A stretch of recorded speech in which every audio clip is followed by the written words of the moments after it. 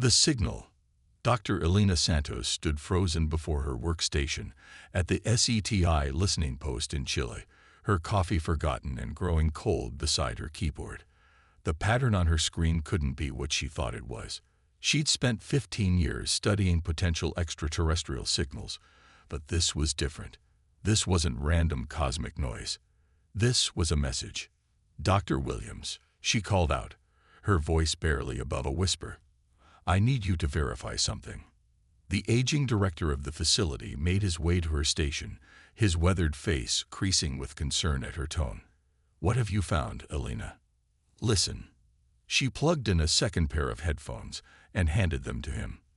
The signal, converted to sound, played through their headphones, a haunting series of pulses and tones that made the hair on the back of Elena's neck stand up. William's eyes widened. "It's structured. Too perfect to be natural." "That's not all," Elena said, pulling up another window. "The signal is being broadcast on multiple frequencies simultaneously, each carrying a different part of the message. It's like an alien symphony. Have you begun decoding?" Elena nodded, gesturing to the complex patterns spreading across her secondary screens. "It's not encrypted. If anything, they wanted to make sure we could understand it. The mathematical sequences are universal, prime numbers, atomic structures, basic physics constants. But there's something else." She hesitated. "What?" "It's a warning." Within 24 hours, the Chilean facility was swarming with military personnel and government officials from a dozen nations. Elena found herself presenting her findings to a hastily assembled panel of world leaders via secure video conference. "The message comes from a civilization calling themselves the Harmonious," Elena explained, her voice steady despite her exhaustion. "They're sending this warning to all developing civilizations they can detect. There's something coming, something they call the Harvesters, hostile aliens." General Rebecca Chen of the United States Space Force leaned forward, her expression grim. "Yes, but not in the way we might expect," Elena continued. "The Harvesters don't want resources or territory. They consume technology itself, specifically the electromagnetic technologies that form the backbone of modern civilization. They've done this to countless worlds, reducing advanced species back to pre-industrial states before moving on." "Our weapons?" someone asked. "Useless. The Harvesters have adapted to every conventional weapon system developed by any civilization they've encountered. Energy weapons, projectiles, even nuclear devices. They've evolved defenses against them all." The room erupted in concerned murmurs. Elena waited for them to quiet before continuing. "But there's hope. The Harmonious believe Earth might have a chance because we've developed something unique in the galaxy, something the Harvesters have never encountered before." "Which is?" General Chen pressed. "Our understanding of sound." Elena pulled up a new set of data. Most species in the galaxy developed communication through chemical signals or bioluminescence. Few evolved to use sound as their primary means of communication, and none have taken it to the levels humanity has. Music, acoustics, sonic engineering. We're thousands of years ahead of other civilizations in these fields. The room fell silent as the implications sank in. "The Harmonious detected our radio broadcasts," Elena continued. "But what caught their attention were our music broadcasts. They've been studying us, and they believe our understanding of sound waves, harmonics, and acoustic physics might be the key to defeating the Harvesters." General Chen stood up, her military bearing even more pronounced. "How long do we have?" Elena's expression tightened. "The Harvesters will reach our solar system in 6 months. Then we better start working on a symphony," Chen said, her voice hard with determination. "Dr. Santos, you're now the head of Project Echo. Your job is to find a way to turn sound into a weapon that can save humanity." As Elena looked around the room at the determined faces of Earth's leaders, she felt a mix of terror and hope. Humanity had always been underestimated, overlooked, considered primitive by galactic standards. But maybe, just maybe, What others saw as our primitive focus on sound would prove to be our greatest strength. In her quarters that night, Alina studied the final part of the harmonious message, the part she hadn't shared with the others yet. According to their calculations, humanity had a 12% chance of survival. She closed the file and pulled up recordings of Earth's greatest symphonies. As Beethoven's Ninth filled her room, she allowed herself a small smile. The harmonious didn't understand human nature. When faced with impossible odds, humanity didn't give up. They got creative. Tomorrow, they would begin turning the greatest works of Mozart, Bach, and Beethoven into weapons of war. The harvesters were about to learn that humanity's song was not to be underestimated. In the depths of space, moving with inexorable purpose toward Earth, the harvester fleet continued its journey, unaware that they were approaching something unique in their long history, a civilization that had turned music into mathematics and mathematics into power. 6 months. 6 months to prepare the greatest concert the galaxy had ever seen, with humanity's survival as the final note. The silent weapon. Commander Jack Chen stood in the massive underground facility nicknamed the Concert Hall, watching as engineers assembled what could be humanity's last hope. The cavernous space, carved into the bedrock beneath the Rocky Mountains, housed the largest acoustic testing chamber ever built. The harmonics aren't stabilizing. Dr. Santos called out from her station, frustration evident in her voice. We're losing coherence at the higher frequencies. 3 months had passed since the warning arrived. 3 months of endless work, failed experiments, and growing pressure as the harvester fleet drew closer. The world's greatest acoustic engineers, musicians, and physicists had been gathered here, working to transform humanity's understanding of sound into a weapon. What if we're thinking about this wrong? Jack moved to Alina's station, studying the complex waveform patterns on her screen. We keep trying to create the perfect weapon, but nature already has one. What about whale songs? Alina's fingers froze over her keyboard. What do you mean? Whales can communicate across entire oceans. Their songs carry incredible amounts of information through water, maintaining coherence over vast distances. What if instead of trying to create something new, we adapt something that already works? The idea sparked a revolution in their approach. Within days, the facility's focus shifted. Musicians worked alongside marine biologists, studying the complex harmonics of whale songs. Engineers began adapting these patterns into weapons systems that could operate in the vacuum of space. But not everyone was convinced. You want to fight an advanced alien threat with glorified space whales. Admiral Harrison's voice dripped with skepticism during a project review. The Security Council is concerned about resource allocation, Commander Chen. The Chinese have nearly completed their particle beam network. The Europeans are pushing for more conventional fleet expansion. With all due respect, Admiral, Jack stood his ground. Conventional weapons will be useless against the harvesters. The harmonious were clear about that. We need something they've never encountered before. And that's whale songs. Harrison scoffed. That's just the beginning. Alina stepped forward, pulling up a holographic display. We've discovered something extraordinary. When we combine certain frequencies in specific patterns, we can create what we're calling harmonic cascades. These sound waves don't just travel through matter. They can actually manipulate it at a fundamental level. The display showed their latest test results. A small drone, hit with a precisely tuned harmonic cascade, had literally fallen apart as the sound waves disrupted the atomic bonds holding its materials together. The harvesters use biotechnology, Alina continued. Their ships are living things. If we can disrupt the cellular structures holding them together, we can destroy them without firing a single conventional shot. Jack finished. Harrison studied the data in silence. Finally, he nodded. You have until the harvesters arrive to make this work. After that, we fall back to conventional defenses. As the Admiral left, Alina turned to Jack. That was the easy part. Now we just have to figure out how to project sound waves through space. The next 2 months were a blur of breakthrough and setback. They discovered that by using quantum entanglement, they could create synchronized sound waves that could propagate through the vacuum of space. Each ship in Earth's defensive fleet was equipped with massive acoustic projectors, designed to work in concert like a massive orbital orchestra. But the real breakthrough came from an unexpected source. Maria Chen, Jack's daughter, was a music student at Juilliard. Visiting her father at the facility, she noticed something in the test patterns.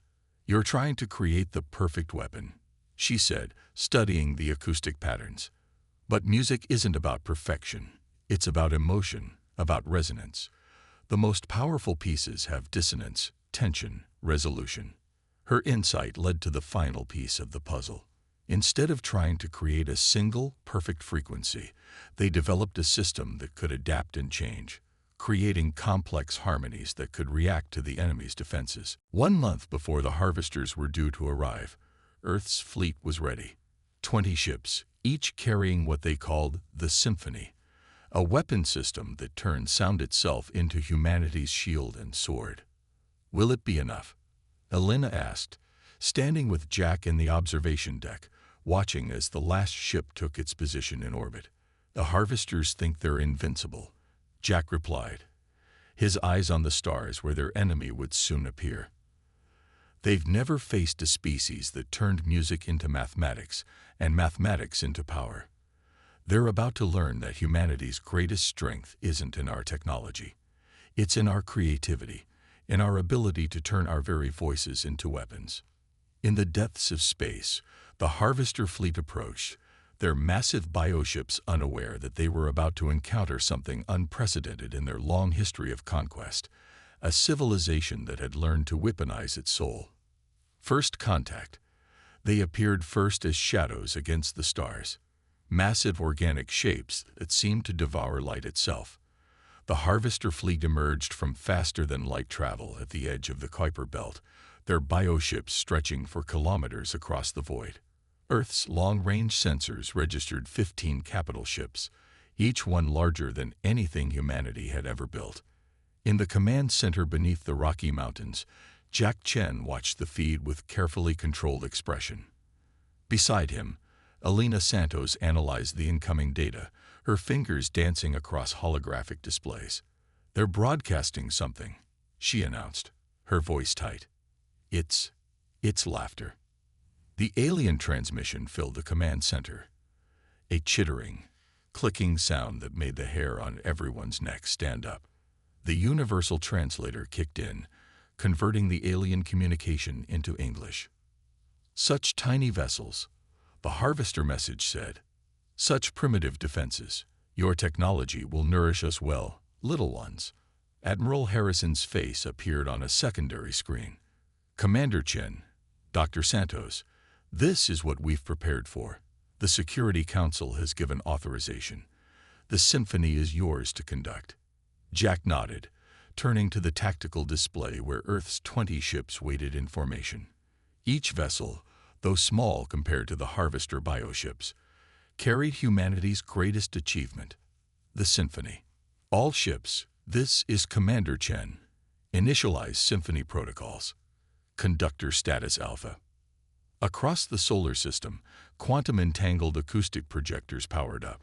On each ship, crews that had trained for months took their positions. They weren't just soldiers or engineers. They were musicians in humanity's deadliest orchestra. The harvesters advanced with casual arrogance, their massive ships spreading out in a standard conquest formation. They had done this countless times before, harvesting the technology of civilizations that thought themselves advanced. This would be no different. They were wrong. "First movement," Jack commanded. "Begin." The symphony activated. Though space was a vacuum, the quantum-entangled projectors created a network of synchronized sound waves that could propagate through the void. The first notes were subtle testing frequencies, probing the harvester's defenses. The alien ships faltered briefly, their organic hulls shivering in response to frequencies they had never encountered before. Then they pressed forward, their own weapons charging. "They're launching biodrones," Elena reported. "Thousands of them." "Second movement," Jack ordered. Target those drones. Maria Chen's insight proved invaluable as the symphony shifted into its second phase. The sound waves change, becoming more complex, introducing elements of dissonance and harmony that the harvesters couldn't predict or counter. The biodromes began to break apart, their cellular structures disrupted by frequencies that attacked them at a molecular level. The harvesters' laughter had stopped. "Your primitive sounds cannot harm us," their new transmission declared, but there was uncertainty in their translated voice now. "We have consumed 1,000 civilizations. Your technology will join theirs." "That's where you're wrong," Jack replied on an open channel. "We're not fighting you with technology. We're fighting you with art." Third movement, he commanded. Full symphony. Every ship in Earth's fleet began broadcasting in perfect harmony, creating a web of sound that filled the space between them and the harvesters. The alien bioships tried to retreat, but they were caught in the resonance. Their living hulls began to vibrate, cellular structures starting to break down under the assault of frequencies they had no defense against. Impossible. The harvester transmission came again, their artificial confidence replaced by genuine fear. "What are you?" Elena took the comm. "We are humanity. We turned mathematics into music, and music into mathematics. We learned to sing before we learned to speak, to dance before we learned to fight. And now we've turned that understanding into your worst nightmare." The first harvester capital ship began to break apart, its organic structure unable to maintain cohesion under the symphony's assault. The others tried to scatter, but Earth's fleet moved in perfect coordination, maintaining the deadly concert from all directions. But the harvesters weren't finished. Their remaining ships began to adapt, their living hulls attempting to change frequency to match and counter the symphony. They launched a massive counterattack, bioweapons and energy beams slicing through space toward Earth's smaller fleet. "They're adapting faster than we predicted," Elena warned, watching the data streams. "The symphony. It's not enough." Jack watched as one of Earth's ships exploded under the harvester assault. Then another. The symphony wavered as gaps appeared in their formation. They had bloodied the enemy, destroyed 3 of their capital ships, but it might not be enough. Then he remembered something his daughter had said during testing. "Music isn't just about the notes you play. Sometimes it's about the silence between them." "All ships," he commanded, "prepare for the fourth movement. But this time, we're going to teach them about the power of silence." As the battle reached its crescendo, humanity prepared to play its final card, a movement of the symphony that would either save Earth or doom it. And in the void of space, where no one could hear you scream, the greatest concert in human history approached its deadly final. The Symphony of War. All ships cut power to the symphony. Now. Elena stared at Jack in disbelief. "Commander, if we stop broadcasting." "Trust me." Jack's eyes remained fixed on the tactical display, where the remaining harvester ships pressed their advantage. Without the symphony's protective harmonics, Earth's fleet would be defenseless. But Jack had seen something in the battle data that everyone else had missed. "Maria was right," he said. "Music isn't just about the sounds we make. It's about the spaces between them." "Elena, what happens when you suddenly stop a sustained note?" Understanding dawned in her eyes. "Resonance shock. The sudden absence creates a wave of—" "Exactly." Jack opened a channel to all ships. "This is Commander Chen. On my mark, all ships will cut symphony transmission for exactly 3.7 seconds, then resume at maximum power. Frequency pattern, Delta 9.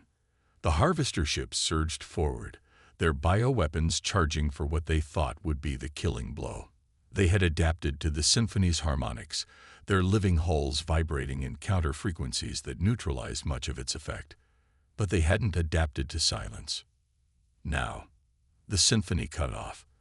In the sudden absence of the quantum-harmonized sound waves, the harvester's own counter-frequencies continued for a crucial fraction of a second, creating a cascading resonance failure throughout their bioships. When Earth's fleet resumed transmission at full power, the effect was catastrophic.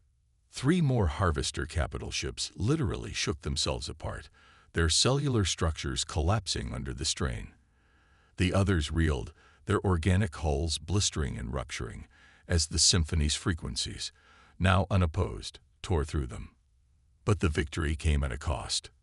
Half of Earth's fleet was gone, destroyed in the brutal exchange of fire. The remaining ships were damaged, their symphony projectors strained to their limits, and still, 7 harvester ships remained, wounded but dangerous. They're regrouping, Elena reported, watching as the alien vessels drew together in a defensive formation. And they're broadcasting something new. The transmission that filled the command center was different from the harvester's earlier arrogant messages. This was a complex sequence of harmonics, an attempt to communicate through sound itself. "They're learning," Elena whispered. "They're trying to speak our language." Jack studied the pattern. "Can we respond?" "Yes, but..." Elena's eyes widened as she analyzed the signal. "Jack, this isn't just communication. Look at the frequency pattern. They're not just learning to speak through sound. They're learning to sing." The harvester ships had begun generating their own harmonic patterns, crude but growing more sophisticated by the moment. Their living hulls vibrated with new purpose, no longer just defending against the symphony but attempting to join it. "They're a biological hive mind," Elena continued, excitement breaking through her exhaustion. "They don't just adapt physically. They evolve culturally, and we just taught them about music." Jack watched as the alien harmonics grew more complex, interweaving with the symphony in ways that shouldn't have been possible for a species that had never encountered music before this day. "Commander," one of the bridge officers called out, "the Harmonious are broadcasting. They say this is unprecedented. No species has ever communicated with the harvesters before." A new possibility dawned. The harvesters had consumed the technology of 1,000 civilizations, but they had never encountered anything like music, never experienced the way sound could bridge the gap between mathematics and emotion, between physics and art. "Dr. Santos," Jack said, "could we modify the symphony? Not to attack, but to harmonize," she finished. Yes, we could." Jack opened a channel to all ships, human and harvester alike. "This is Commander Chen. All ships, prepare for the final movement. But this time, we're not going to fight with our song. We're going to teach them how to dance." The symphony changed, its deadly frequencies shifting into something new. The remaining Earth ships began broadcasting a complex pattern of harmonics based on the most fundamental music humanity had ever created.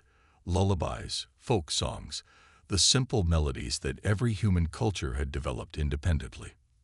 For a moment, nothing happened. Then, slowly, the harvester ships began to respond. Their crude attempts at harmony grew more sophisticated, matching the rhythm and flow of Earth's transmission. The deadly dance of combat transformed into something else, a duet between species that had never imagined such communication was possible. In the command center, tears streamed down Elena's face as she listened to the alien harmony. "It's beautiful," she whispered. "It's more than that," Jack replied. "It's the beginning of a conversation." The symphony played on, its notes carrying humanity's greatest gift to the stars.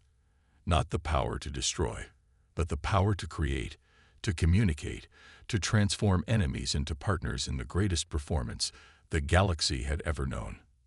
Echo of Hope. 6 months after the Battle of Earth, the Harmonious Council Chamber looked very different from what anyone might have expected. Where once representatives of advanced civilizations had gathered to discuss the harvester threat, now those same representatives sat in awe as they witnessed something unprecedented. A joint performance by human and harvester musicians. Dr. Elena Santos watched from her position near the chamber's center as Maria Chen conducted the unprecedented orchestra. Human instruments blended with the biological resonators the harvesters had developed, creating harmonies that had never existed before in the galaxy's history. "Remarkable," the harmonious High Chancellor whispered beside her. "In all our eons of existence, we never imagined the harvesters could be transformed like this." Music has always been about transformation, Elena replied, watching as the performance reached its crescendo. About taking discord and finding harmony. The changes hadn't happened overnight. After the battle, weeks of careful communication had followed, with both species learning to understand each other through the universal language of sound. The harvesters, it turned out, had never meant to be destroyers. They were seekers of knowledge, but their only way of understanding other civilizations had been to consume their technology. Music had given them a new way to learn, to grow, to connect. Commander Jack Chen, now Earth's representative to the Galactic Council, joined them as the performance concluded. The new acoustic transmission network will be operational within the month, he reported. The harvester's biological technology, combined with our understanding of sound, will allow instant communication across the galaxy. And more importantly, Elena added, it will allow us to share our music, our stories, our cultures without destruction or loss. The impact of humanity's contribution to galactic civilization couldn't be overstated. Species that had never considered sound as anything more than a basic form of communication were discovering whole new ways of expressing themselves. The harmonious, for all their advanced technology, were taking their first steps into understanding music. Even the crystalline Zarkai, who had no natural way of producing sound, had begun developing resonance chambers to participate in what they called the Great Symphony. But perhaps the most profound change was in the harvesters themselves.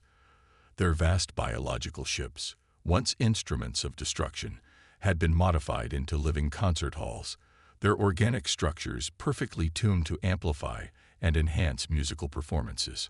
They now traveled the galaxy not to consume technology, but to gather songs, stories, and harmonies from every civilization they encountered. We have received requests from 12 more species for music teachers, Jack said, reviewing his datapad. The Academy on Mars can't train them fast enough. Elena smiled, remembering how recently Earth had been considered a primitive, barely spacefaring civilization. Now, humanity's understanding of sound and music had made them essential members of the galactic community.